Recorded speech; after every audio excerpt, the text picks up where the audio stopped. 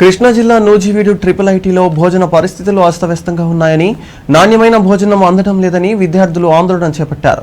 ఆహారం విషపూరితం అవ్వడం వల్ల ఇప్పటికే 140 మంది విద్యార్థులు వివిధ ఆసుపత్రుల్లో చేరారని, ఇదే పరిస్థితులు ఉంటే తాము మరింత ఇబ్బందులు పడాల్సి వస్తుందంటూ అల్పాహారాన్ని, భోజనాన్ని విద్యార్థులు బహిష్కరించారు.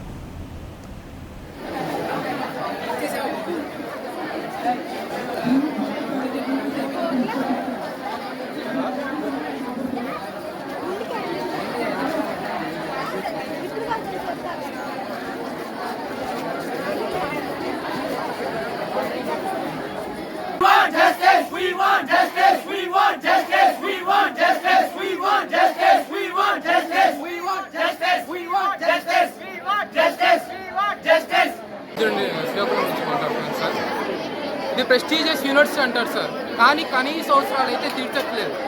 ముఖ్యంగా ఏంటంటే ఎవరికైనా కావాల్సింది ఏంటి, తిండి కావాలి, ఉండడానికి స్థలం, మంచి స్థలం ఉండాలి.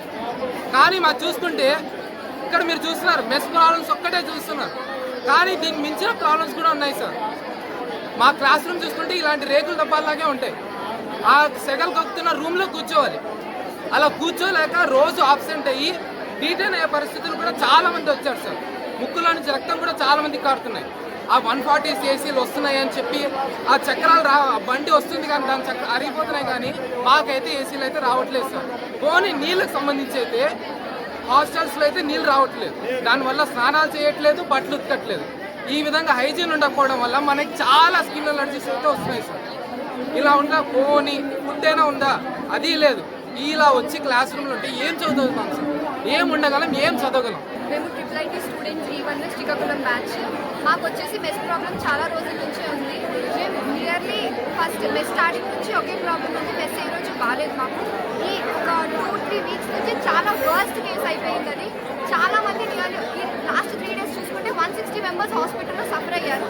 హాస్పిటల్కి వెళ్తే సెలైన్ పెడుతున్నారు, ఇంజెక్షన్ చేస్తున్నారు, టాబ్లెట్స్ ఇస్తున్నారు, అంతవరకే. కానీ మాకు ప్రాబ్లం ఏంటనేది ఎవరు సాల్వ్ చేయడానికి కాదు కదా, ఆలోచించడానికి కూడా ట్రై చేయట్లేదు.